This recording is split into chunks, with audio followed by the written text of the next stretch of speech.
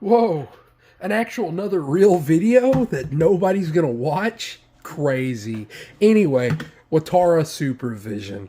Have you ever heard of it? Probably not. I very seriously doubt you have. But if you have, that's cool. But anyway, if you're the everybody else other than me and three other people who know what this is a Watara Supervision. It's a Game Boy competitor, or as what most people say, Game Boy knockoff. But this is an actual full-blown system.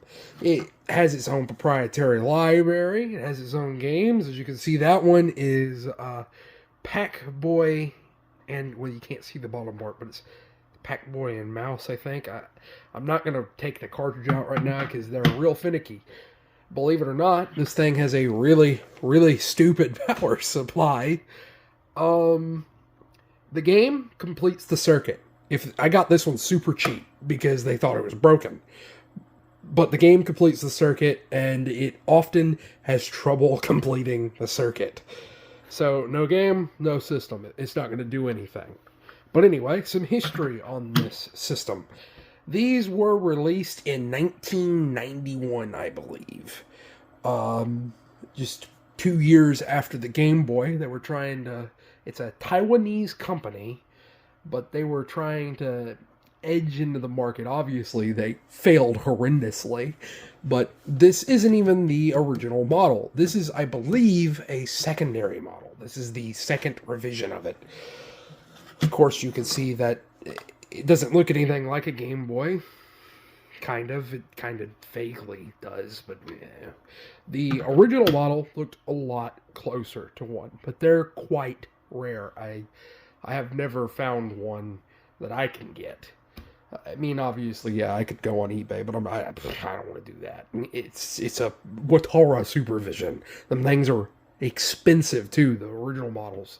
They're like $300 last time I checked. But you can more clearly see the resemblance.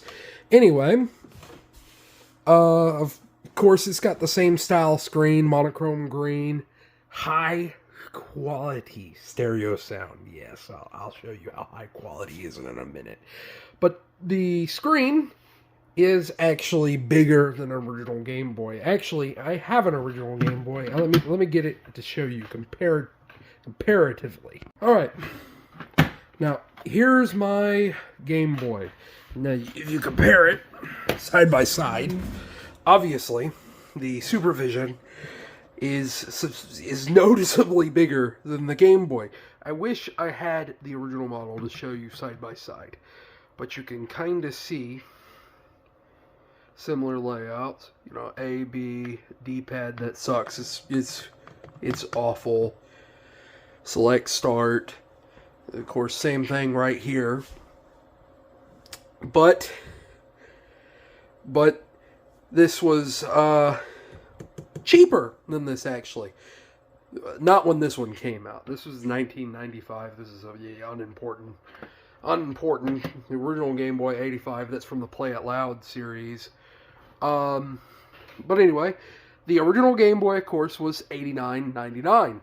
These, I think, were like, I think they were like $70.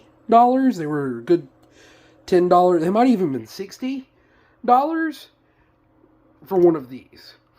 Now, I feel bad for the kid that got one of these and not one of those.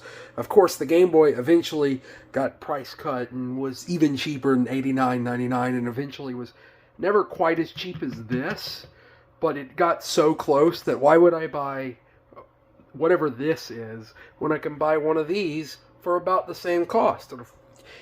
And the games are better on this, the library's better on this, it's a better system. This one is great. Now, one of the features that Game Boy can't do that this one can do is... Whoa!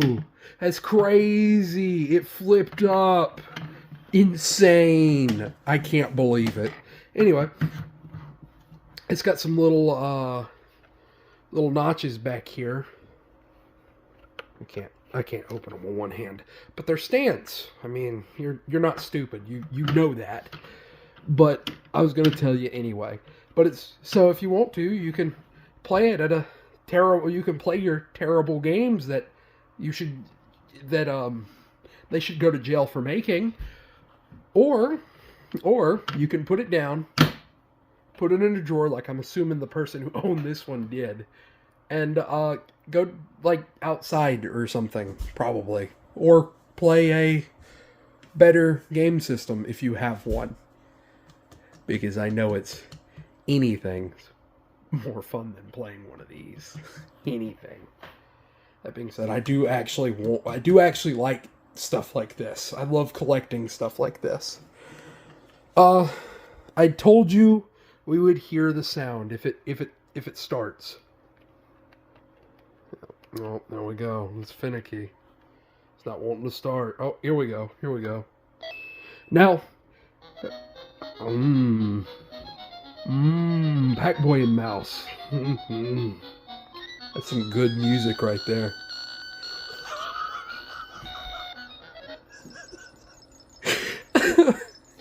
I